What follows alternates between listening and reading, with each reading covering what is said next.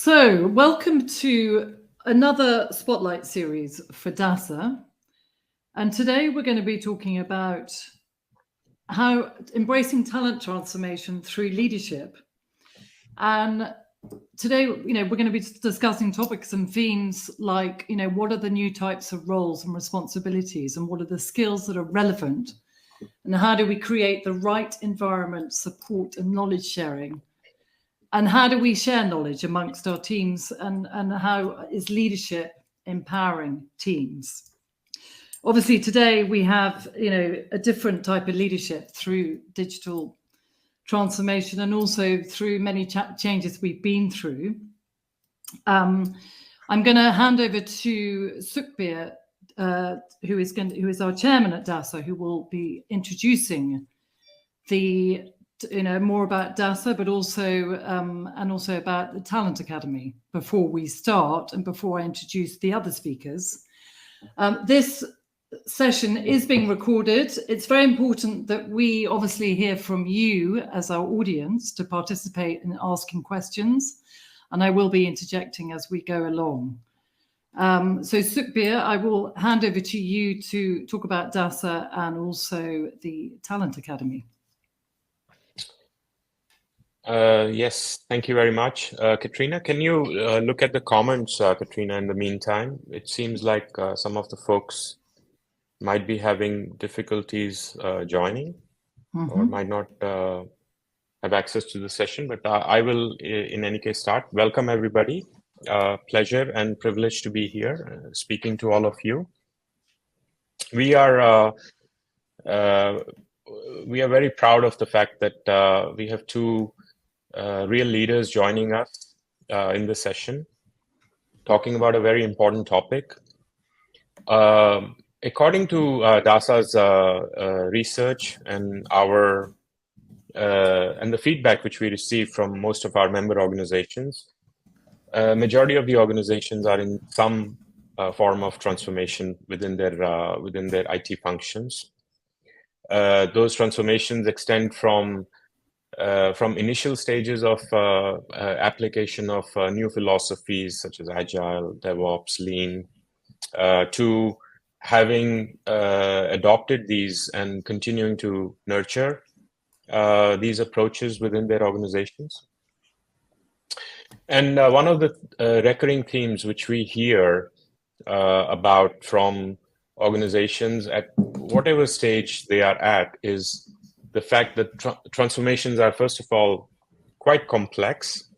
And this is part of the theme which we are going to talk about today, is the complexity of managing these transformations, especially seen from a leadership perspective, right? Leaders have an extremely important role to play as part of these transformations. We have heard that in all of the management theory, in all of the various sessions, but today's session will hopefully make it a bit more practical from the actual real experiences from two professionals representing a leading organization, HPE, as part of their own journey which they have undertaken. I want to take a couple of minutes to just talk about DASA. And next slide, please, Katrina.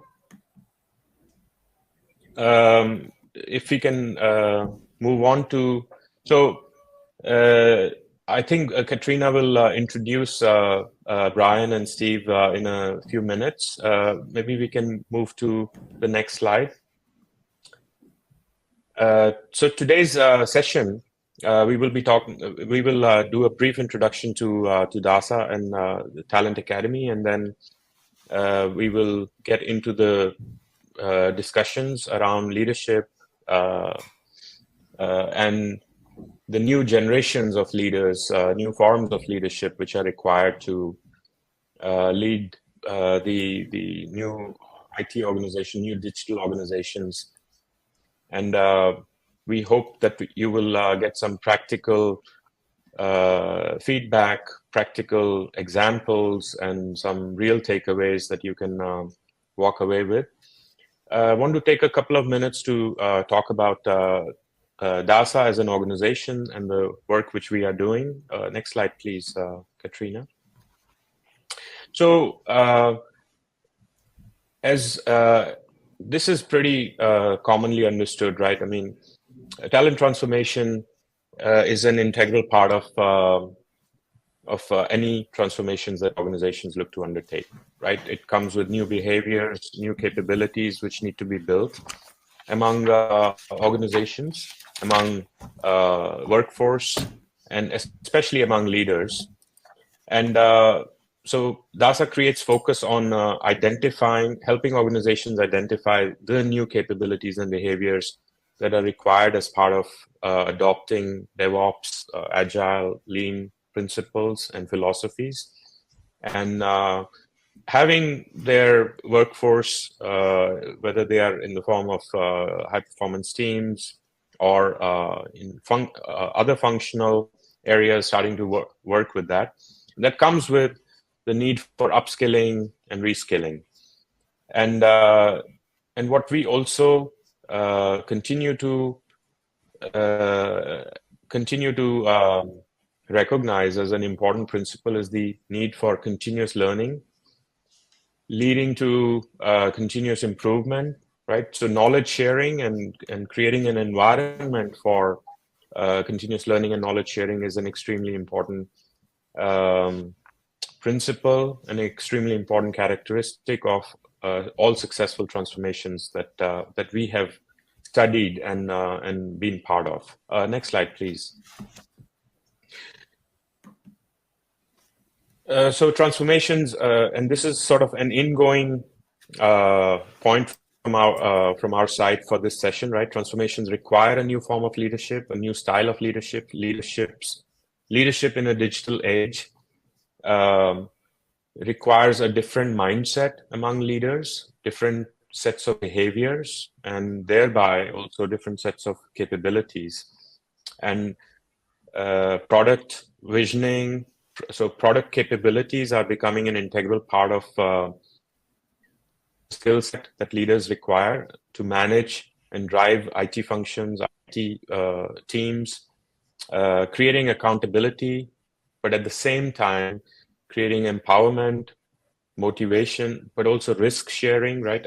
Understanding that taking risks and allowing teams to take risks is an integral part of this new way of working. And not all leaders typically feel comfortable with that, and not all organizations in the way they are organized, set up from their culture perspective, are always find it easy to adopt these principles, adopt these new skill sets.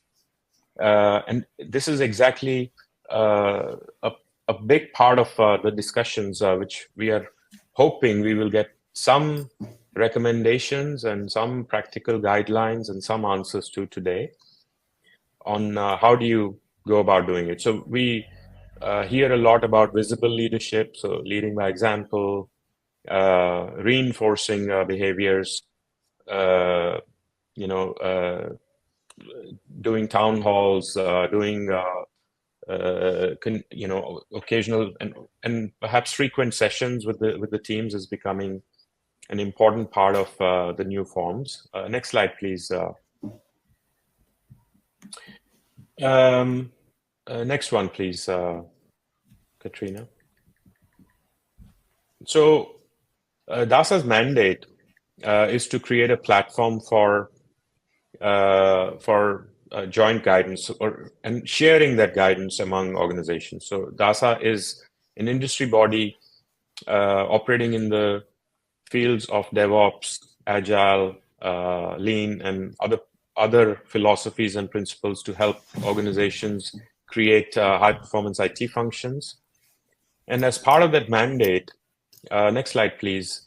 Some of the things which DASA focuses on is people, right? So a lot of our focus is, we look at dimensions of transformations, and people is a key dimension of transformation for us. And we believe, based also on our research, that part of the reason that many transformations tend to fail is because of not enough focus on helping people and enabling people in this transformation journey, taking them along, motivating them, engaging them in this process, and thereby also creating the right culture.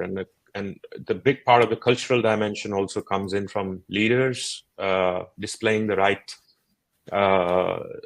behaviors, encouraging the right behaviors, establishing the right protocols within the organization. So a lot of the work which we do is around these areas: the people, leadership, culture dimensions. And obviously, we also do work in the technology and process fields, but we also recognize that the people development, talent development part is a crucial part where DASA focuses on. Next slide, please, Katrina. Oh, hang on, sorry. There we go. DASA offers talent solutions to help organizations get a start in their talent transformation and talent development journeys. We offer a certification program, continuous learning platforms, a library of content, which is based on specific roles and skills taxonomies that have been identified for this new way of working. So if you have not yet had the opportunity to look at the nature of work that DASA does to help organizations in their talent development, in creating new skills, new capabilities, but also new behaviors, right? That is a critical part of the work, including the research that we do to help organizations understand what type of culture is the right culture, but also being able to measure some of those elements and continuously reinforce and continuously improve those elements. That's a big part of the talent development solutions that DASA focuses on. Next slide, please, Katrina. That's the next slide. And I think this is sort of the last slide before we get into the heart of the discussion for today. We build guidance, practical guidance, right? I mean, that's a very key focus area for us. All the guidance that we wish to share, to build and share, is designed as practical guidance, which is implementable, usable within the organization. So it comes in the form of knowledge portals, publications, workshops, scans, assessments, which organizations or teams can do. A lot of this work happens through working groups where experts from various organizations, experienced subject matter experts, participate. A lot of that is voluntary participation, but also our member organizations are represented in these working groups, bringing in the real challenges and problems that they are facing. And a lot of the work which happens within working groups is really designed to find solutions based on the shared experiences and understanding that the experts bring, and then continuously nurture and improve those solutions. And some of the work happens through research initiatives. So a lot of the work which we do is around the community building, right? So communities of experts across various topics that we have. And that's something which we always encourage. It's a call to action also for all of you who might not yet be engaged with DASA to reach out to us and find ways. Our mandate and our reason for existence is to collaborate and to give back to the community, to give back to all of our member organizations, all of the work that we are doing, and hence improve the chances of transformations, improve the outcomes that the organizations have set out to achieve as part of their transformation initiatives. with that, I would like to hand this back to Katrina so that she can introduce Steve and Brian and lead us through the rest of the discussion today. Thank you, Sukhbir. That was great, and good to learn more about DASA and what it's out to achieve. So today, joining us on the topic of embracing talent transformation, we have two experienced leaders in the field who I'm going to introduce. First up is Steve Robertson. Hello, Steve. Welcome today. Thank you. It's great to be here. Steve, you have led learning and development programs for more than 20 years, and your experience spans higher education, technology, healthcare, manufacturing, and the non-profit sector. So tell us just a little bit about your, how you got to where you are today. Oh, sure. Thanks, Katrina. And hi, everyone. Great to be here with you. Long story short, I was working as a teacher in private education, and then worked at Hewlett Packard as an attorney. And they wanted a lawyer who could teach people how to negotiate contracts and manage risk. And my background as an educator set me up for that role. And over the course of some years, that group asked me to start leading their leadership and learning and development function. And so I transitioned from my role as an attorney into a full-time L&D and HR professional. I've been doing that ever since. And I'm very passionate about helping teams be successful, helping leaders be more confident, so that these important transformations that we're trying to lead can be more successful. Wonderful, Steve. Well, thank you for joining us today. And welcome Brian, Brian brings over 18 years of proven experience leading and managing agile teams across multiple geographies, industries, and functions. And you spent 15 years with Cisco Systems in various roles, including IT engineer, program and project management, executive protection, business operations, so many, and human resources leader.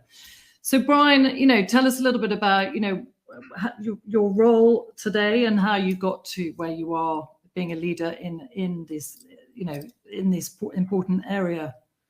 Sure. Well, certainly happy to be here. Fortunately, I had the opportunity really after school and being a poor, starving college kid to really join Cisco Systems and really grew up there.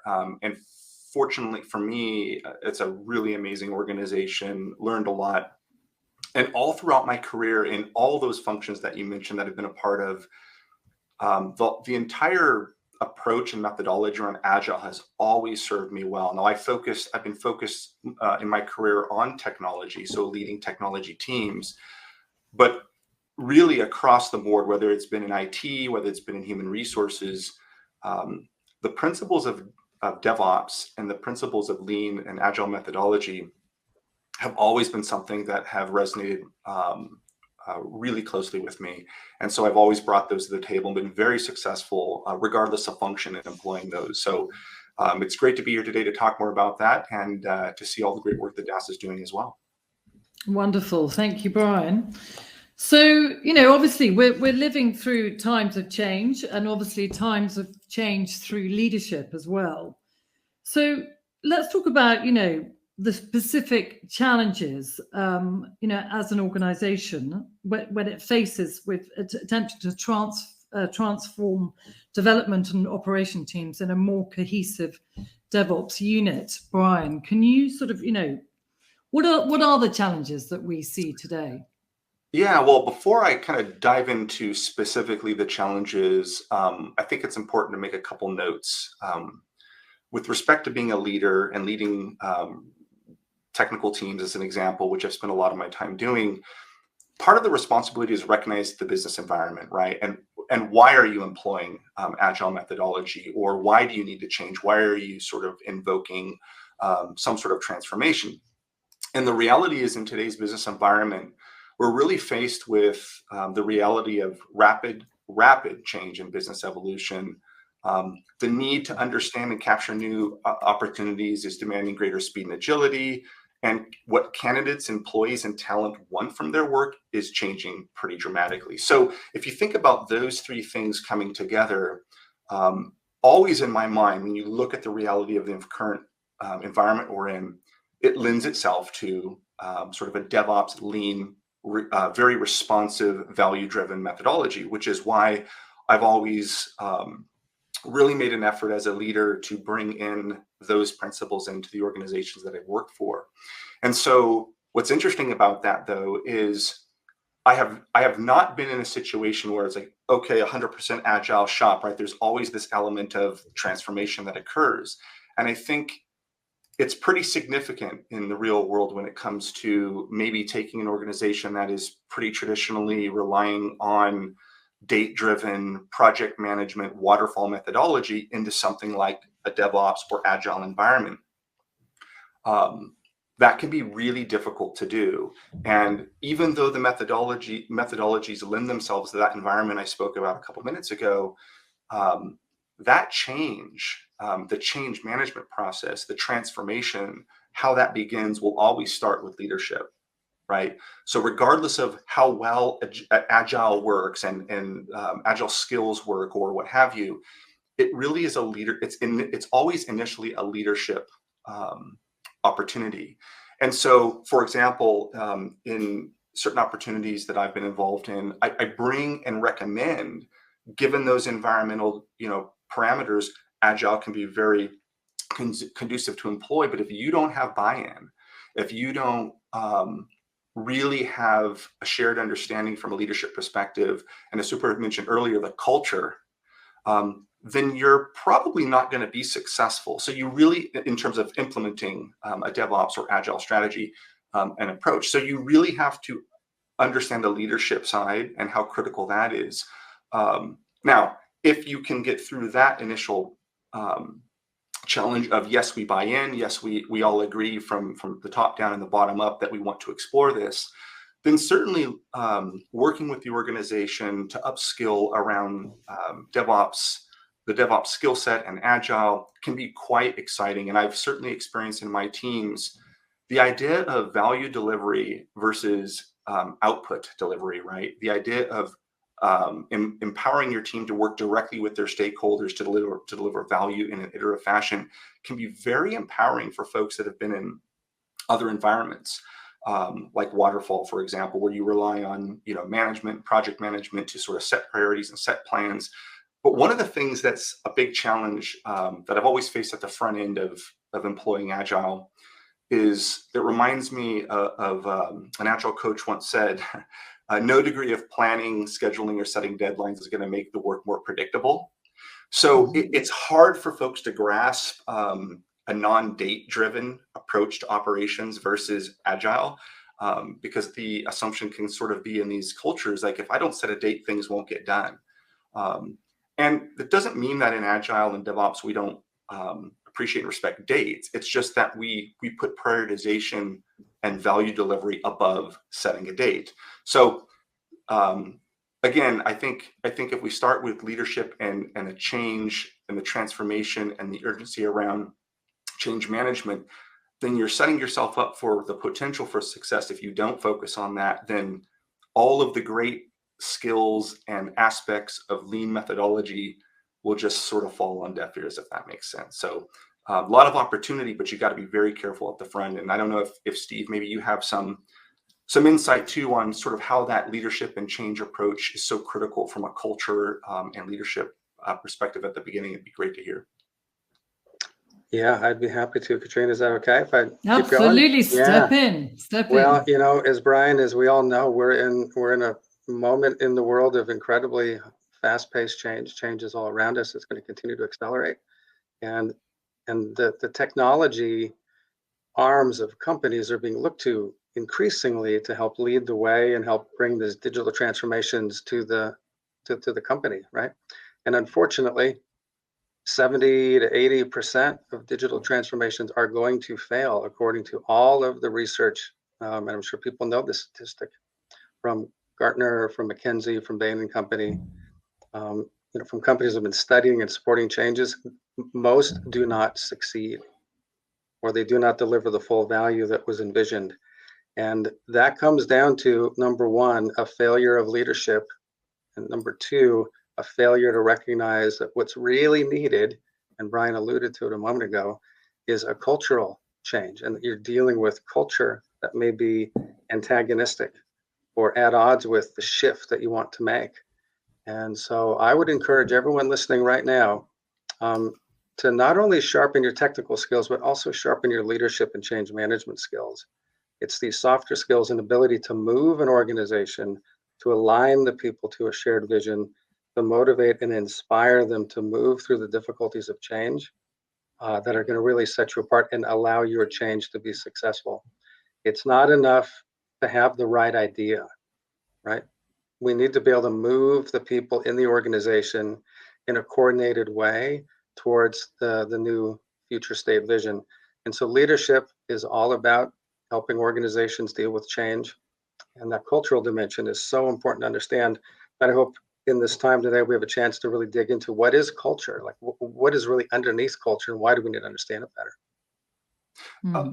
Yeah, and I could add to that a little bit too, Steve. That's a really good point. You mentioned a couple of things I just want to shed some light on. Just to give folks listening maybe something to anchor on in this moment for a second around some of those skills you mentioned. So as a leader, as you begin that transformation, certainly assuming you have leadership and cultural buy-in, so what are some of those things as a leader you start to think about in terms of upskilling your team that falls in line to that cultural shift, where you can begin to provide some insight to your people around what they can focus and it can kind of boil down to, in a high level, some hard skills and soft skills that I just want to highlight for a moment.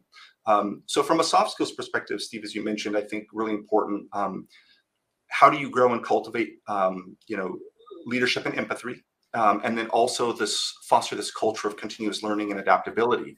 I often tell my teams, it comes straight from the Agile Manifesto, right? That you have to be agile to do agile. And I think I've seen it happen where Agile teams kind of forget that principle, right? They think employing Agile is employing Scrum, for example, or something to that effect. So never lose sight of the principles before you start to apply technique. And then the other piece that's really important is from a skills perspective that leaders can start to think about as your culture potentially shifts in the world of lean methodology is, and I'll just highlight a few. Design thinking, really important. Scrum and Kanban methodology are popular. I tend to start with sort of a work in process Kanban methodology. It helps people ease into the concepts of lean without a lot of the artifacts and ceremonies associated with Scrum that can be a bit daunting at times. So just keep that in mind. And then of course, Agile coaching can be really key too. So as leaders start to think about what are those relevant skill sets, and Super, as you mentioned earlier, DASA is primed to be in a position to help you understand what those skill sets are and how to upskill them for your people. But I want to point them out, as Steve mentioned a couple of them too. What I have found, even with folks that are brand new to this methodology or approach, in my experience, in every case, people get really excited about the idea that they're on a journey to learn and upskill relevant skills for present and future growth, right? So instead of this environment where you might say, well, this is the way we've always done it, so keep doing that, your people, right, your talent will get really sort of energized around being empowered to work with stakeholders and to have those skills that I just mentioned, to take them in their toolbox to those people that they work for to deliver value. And they feel that sense of I'm relevant in the workplace now. And that's really important. So again, leadership being inspirational and motivating for your people, putting a focus and shedding a light on those skill sets can be a way to start that process and get people motivated around growth and opportunity. So I just wanted to throw that out there. Great. So actually, when you talk about teams being empowered, you're talking about psychological safety, giving them a voice. Yeah, it's and what's interesting, and I'll just mention this. And now I come from the IT and engineering world, so I say this with all respect. Engineering teams are often built by a lot of really amazing and sometimes pretty eccentric talent. I remember cases where I had some just brilliant engineers that I always wanted to showcase their work. Part of, think about a sort of a sprint retrospective, right? Where you want to show your stakeholders the work you've done in a particular sprint or iteration. And I remember in some cases, the engineers, sometimes they don't, like they don't feel comfortable sort of getting up in front of everyone, talking about the great work they do. That presents a great challenge, I think, for leaders who ultimately, maybe you push them into a little bit of uncomfortableness, but ultimately you have to listen to them and still showcase their great work. And maybe as a leader, you take that on and you get to showcase it with giving them the credit, of course. But ultimately, people do want to be heard, right? They want to know that they are being heard by their leader and that they're given the opportunity. And the other thing that's been hard, not to kind of go back too much on the challenges, but something that I've faced is culturally in some organizations, the tendency never to allow risk or failure and always to sort of demand perfection before delivery. And I think that can be dangerous in this environment where the reality is we need to be much more responsive and much more in tune with what our stakeholders want, which is why we're all fans of DevOps and Agile. But one of the things I've often done, it can be very uncomfortable for my teams, is really focus on allowing them that psychologically safe space to explore taking risk. In other words, take the risk. That's where innovation will happen. Failure is possible, but failure is where we learn. Failure is where as long as we fail fast. In Agile, we talk about fail fast. Mm-hmm. If you have an organization where you don't allow people to experiment and explore and fail and learn, then you're probably not going to move the needle over time, and you're probably going to burn some folks out. But that's a hard thing if you're working on a team that traditionally is not the case, right? There's a fear associated with failure. And I remember years ago, starting out as a leader, I remember, if you're familiar with it's funny I bring this up, the actor Gary Busey, great actor, right? I remember growing up watching him, but he had these little sort of sayings. And one that I clued in on early with my teams, and I've often brought it up to them, is he would turn a word into an acronym. And one of them was failing.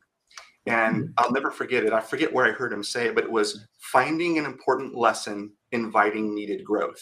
And I really sort of stuck to that because I think it's been very exciting as a leader when you allow your teams to take that risk, to bring the ideas, to ideate and experiment, fail if need be, but that's where you have the iteration, right? The feedback loop is so important.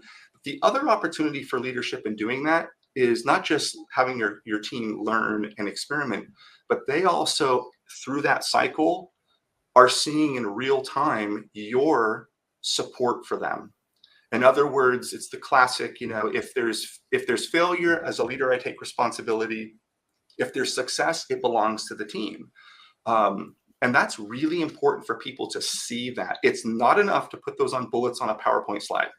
You have to, as a leader, show them that you have their back, that you supply them with the support and air cover they need to take that risk.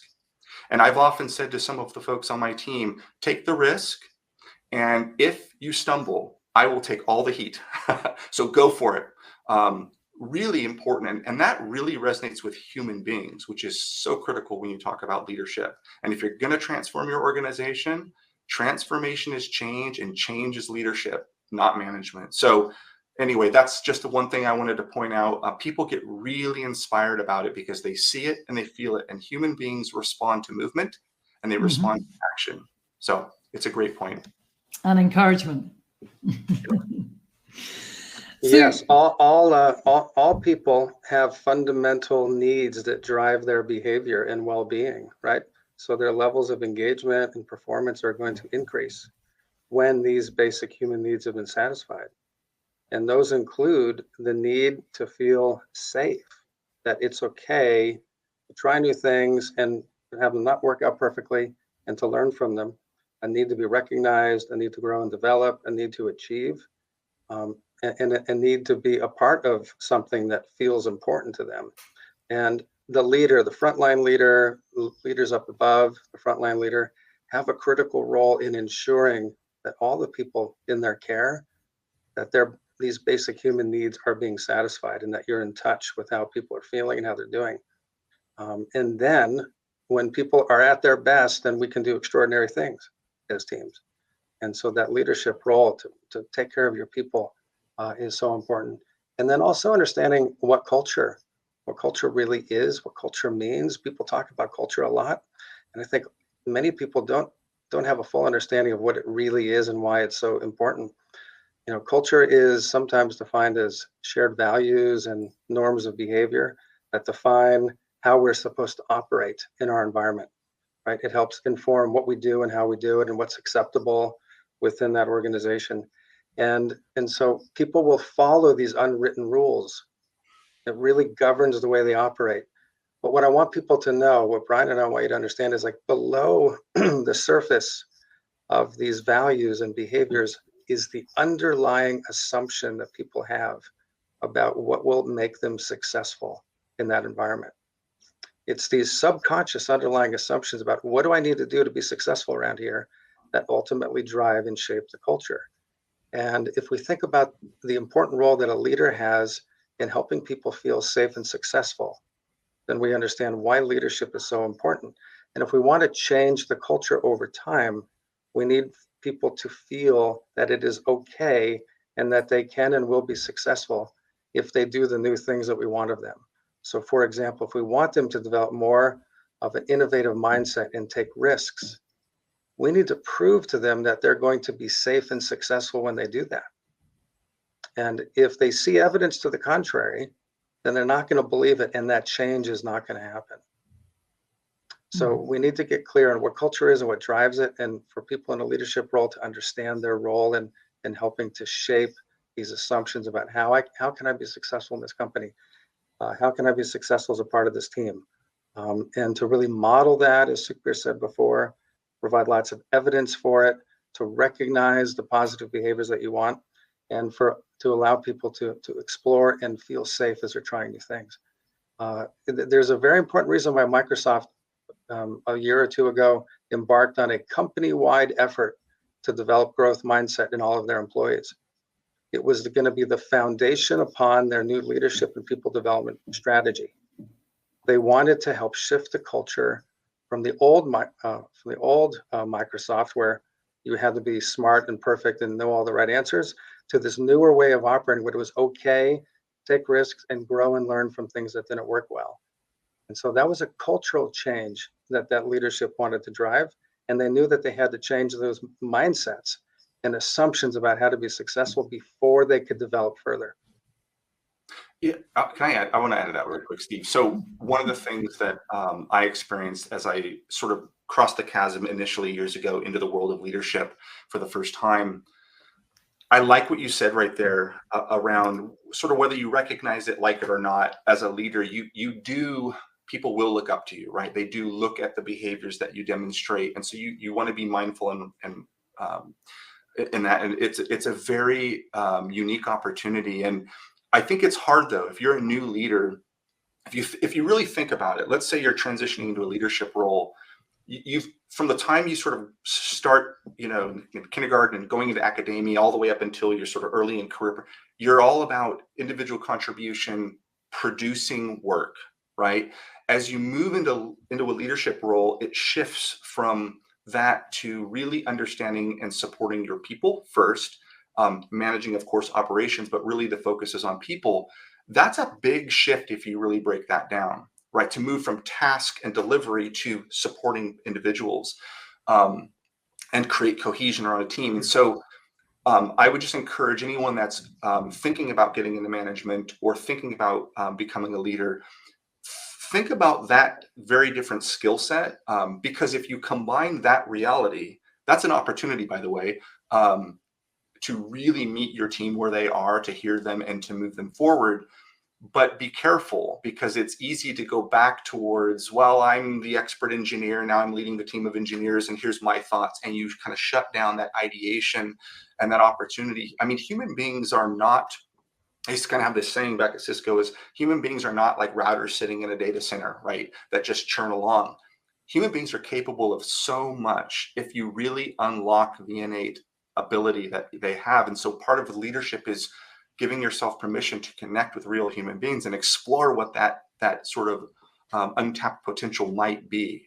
That's a shift towards your strengths and their strengths, and how do you do that? So that's a really good point, Steve. And these are all the things that leaders have to think about. Notice I'm not talking about this methodology, that methodology, in terms of the practice that will save everything. It's really about coming back to what it is to connect to human beings.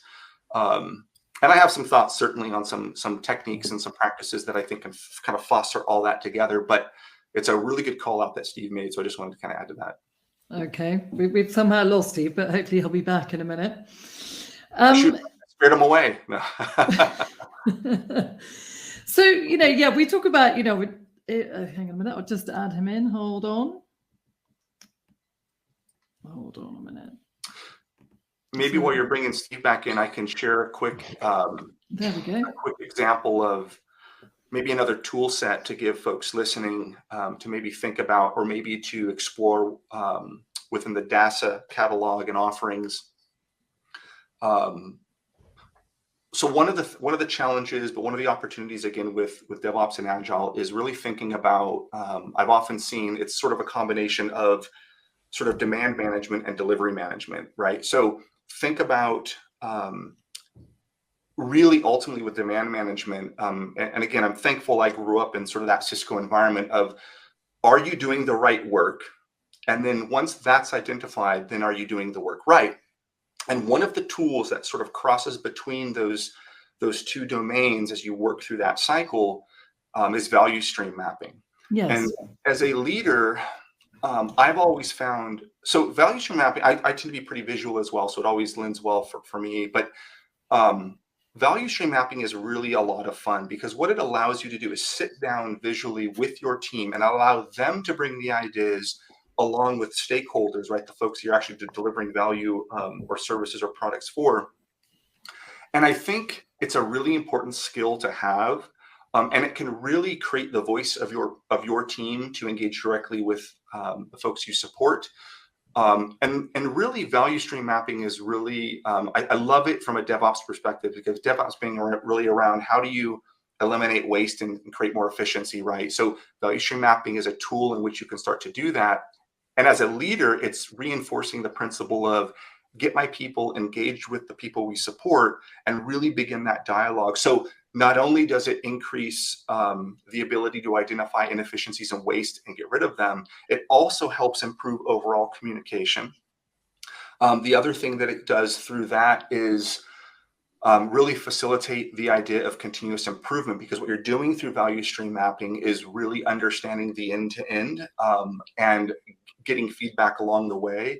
So you're improving communication, you're fostering continuous improvement, and ultimately you're improving your customer satisfaction, right? Because everyone's engaged, and it can be really, really powerful. So if you're thinking about, again, I highlighted some of the skills earlier, and I know DASA has a lot of offerings around this. I would also encourage, think about demand management, delivery management, and the connection of value stream mapping, and how you can really upskill your teams to learn a skill like that, which again builds relevance, excitement, and has all those benefits I mentioned. So I just wanted to throw that out there as well. Okay, great. Thank you, Brian. And so, let's talk about, the tools that DASA provides and helping with, every individual within teams. But let's talk about, scanning and what does DASA provide in terms of empowering individuals? Well, yeah, I will not spend too much time talking about DASA offerings. I think we will invite people to explore. But I'm also so impressed with everything I'm hearing, right? It's reinforcing a lot of the things which we also tend to hear from various leaders. So very, very much appreciate that, Brian and Steve. DASA also has our flagship product is a DevOps Leader Program, right? And what we have uncovered, right? We launched the DevOps Leader Program, I think about 18 months ago. And what we have uncovered is, while that program is designed to be quite comprehensive and really designed to help leaders explore their own personal styles, understand what their own personal strengths are, how can they deploy those most effectively within their organizations, because as you mentioned, every organization has a certain culture and they need to operate within that culture. They cannot sort of create their own culture in a vacuum type of thing, right? Because every leader also has accountability, which and a boss, right, in most cases. And so what we have discovered is that leaders also require forums and counterparts where they can, in a safe environment, also discuss the challenges which they face, because you don't just grow without support, and you can't afford to make all the mistakes, right?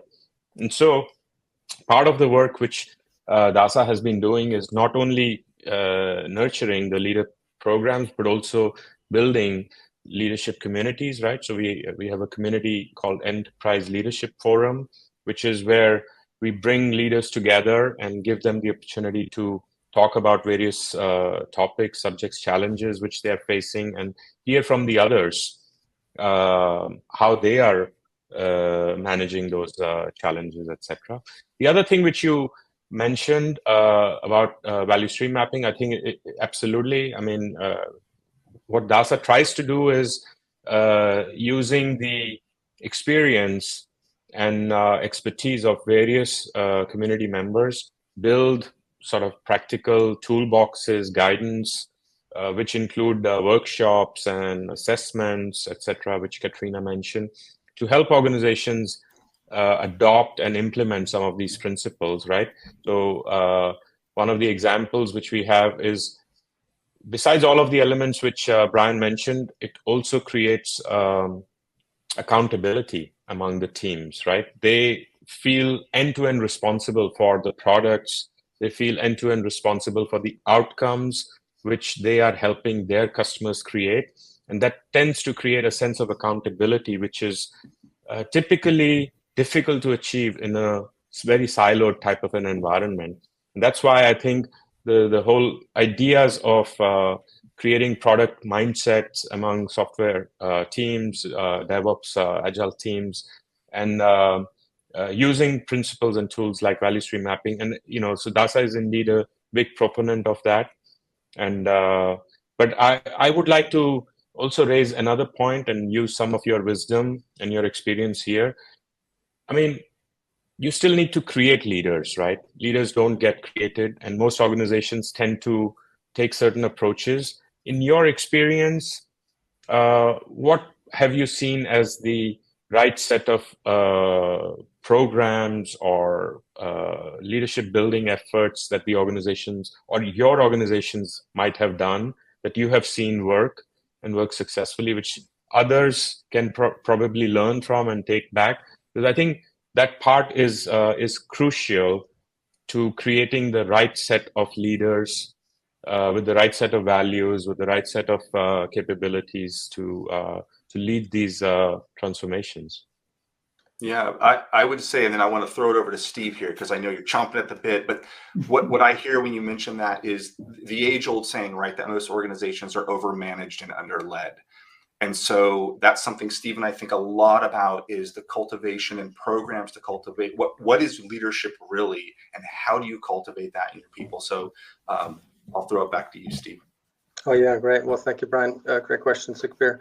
There are really two main things I'd focus on. Number one is, what are we going to include in our program, right? And each company is unique, and what you focus on really should be a reflection of the values of your company, the strategy that you are trying to execute, your future state vision, and what are those critical capabilities for your leaders in your company, in your situation, that are going to be necessary to help propel that company forward.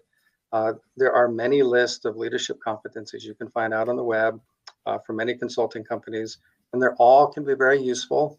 But if you try to do too many things at once, you will be unsuccessful. So you really need to hone in on those 3, maybe 5 top leadership capabilities for different levels within your company that are going to be relevant to where you are on the journey as a company. So Really get very specific and thoughtful about what you develop.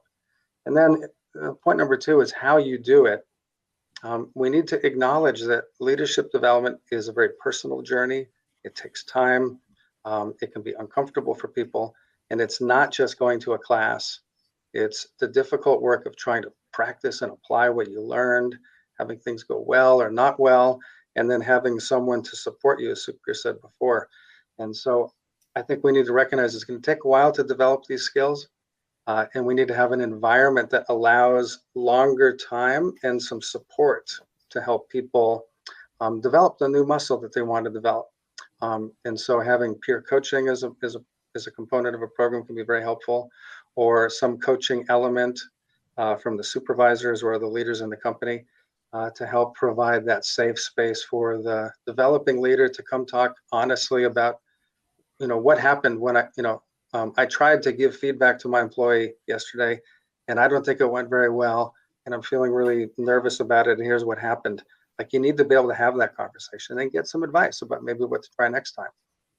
So getting really clear on what we're going to focus on, and then being smart about what it's really going to take to develop leaders long term, I think are really 2 of the key elements I'd highlight. Okay. I'd like to add something really quick to that, Steve. 100% agree. One of the things I would caution folks against, and that, Super, you kind of mentioned this, is also hold your leaders accountable to those. As you go through the exercise of developing these programs, oftentimes those just become, like I said earlier, bullet points on some executive slide. Here's our values. Are you really adhering to those, right? Are you truly following them? Hold your leaders accountable to that. The expectations and accountability are absolutely critical, and you better believe that your people are paying attention to you as a leader and your leadership population within your organization. You have a responsibility to live up to those values. You also have an option to become a leader in an organization with values that are set. So be mindful of that. And like I said, just hold your leaders accountable. It's really important, and your people will respond to that if you want a healthy culture. So accountability is key. Okay, great. I have one more brief question. It's probably a complex one, but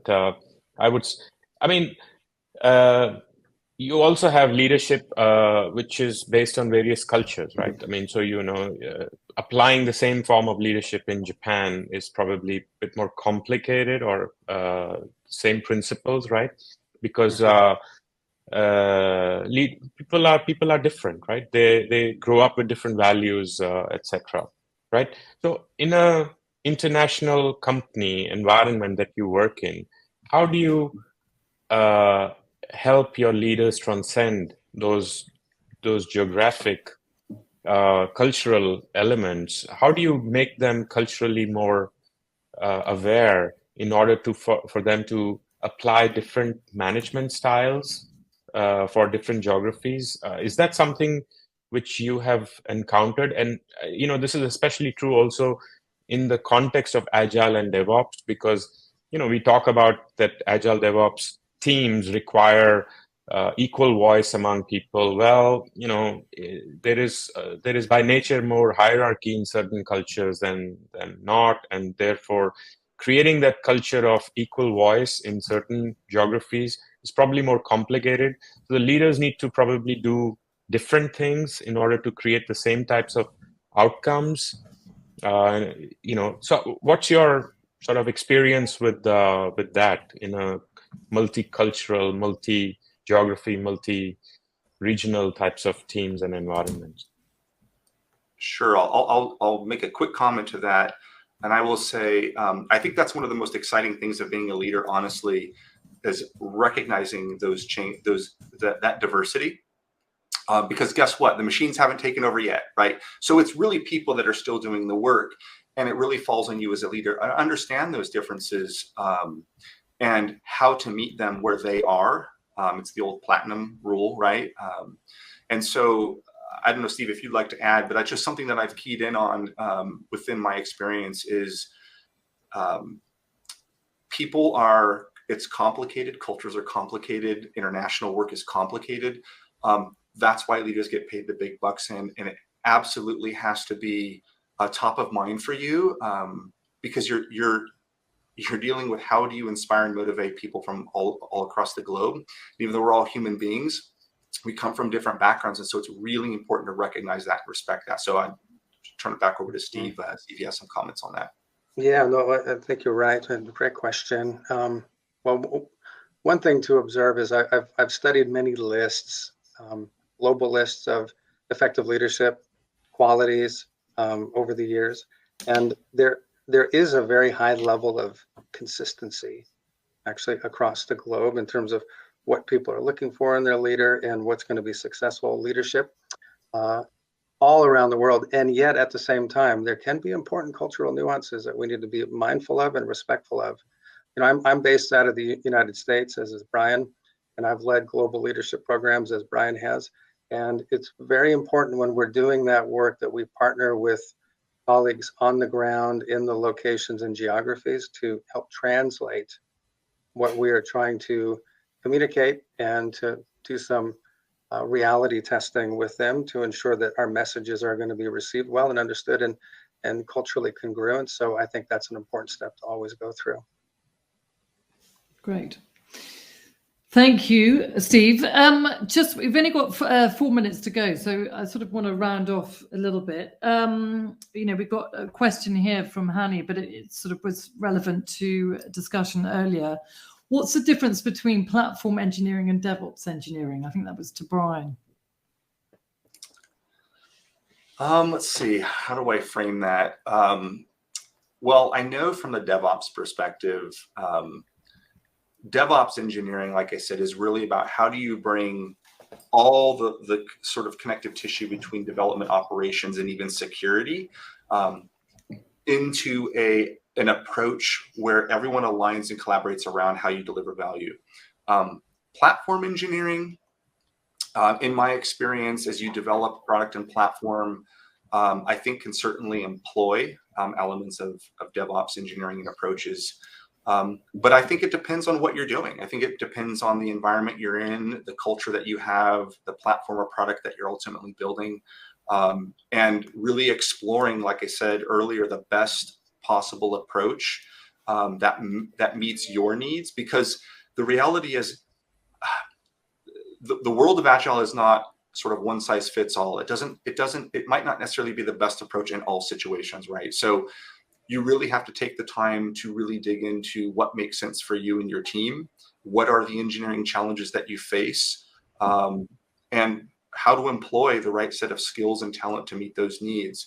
And the more you do that on the front end, the more successful you'll be. So I guess it just depends on, what you're really ultimately trying to deliver. Mm-hmm. Okay. So, and how you deploy sort of, the right skills, upskilling and reskilling your, team members to meet the demands of a DevOps environment, that's quite important today as well. I mean, and giving them the time to do that. Yeah, and teams do take different approaches, right? If you're building hardware versus software, and what is the vision around your organization, and how you want to employ different methodologies. Ultimately, you can always fall back on the principle of resilience and response, and upskilling your people to really embrace. I think one of the things that I've always loved about an agile or lean approach is you really, change is the only constant in the universe, right? And if you have the mindset of agility, then it's not always fun, but what you do is you look at change and you sort of create an opportunity to deliver value through that. And that's what's really exciting. And that mindset that you can help lead your team into employees, like, hey, we didn't ask for this change. For example, COVID hit, we didn't want that, but here's an opportunity to embrace flexibility and allow our people to continue to work and be productive and have flexibility in their lives. So you make the best of it, right? And the more resilient and the more you can flow with change and create opportunity through it, the more powerful and impactful and value-driven your team will be. Wonderful. Thanks, Brian. And just one question here. People in a team could have a background of different cultures. For example, Cisco might not have the same culture as Microsoft. Similarly, two different teams who were previously working in silos have to work together now with a skill set clash. So when you have different people join a DevOps team with different mindsets, how do you manage the members who are feeling the biggest culture shift? Hmm. Again, maybe I'll allow Steve some time here as well, but it comes down to this is a human being. I don't want to say conflict management opportunity, but this is a human being issue, not a technical one. So you're talking about really smart people, maybe from different backgrounds, coming together for a common cause. So you have to find a way to create a shared understanding of where you are today and where you want to go and how do you get there together. This is a leadership opportunity, maybe not a management one. So I'd love to hear Steve's insights on that. But it's very much a human dilemma. And opportunity. Yeah. And I'm sure, as Brian has, I've had many opportunities over the years to help consult and advise leaders when they were in moments like that. And each case can be unique and require a different approach. But I think one thing that's really important is to get clear on what do we have in common. Let's reground in what we share, what we're trying to accomplish. And then I think it's really important that we cultivate an attitude of listening and respect and curiosity to understand what is the other person's perspective that maybe I don't understand. That famous saying, seek to understand before you are understood. When people feel heard, they'll be more open to hearing from you. And so ask. It seems like you're a little stressed out or you're a little bit upset about the meeting. Tell me what's going on for you. I want to understand it better. I want to be a better partner, and really go into listening mode and trying to understand. And I think most of the time you can find your way back to the work together if we enter through curiosity and respect.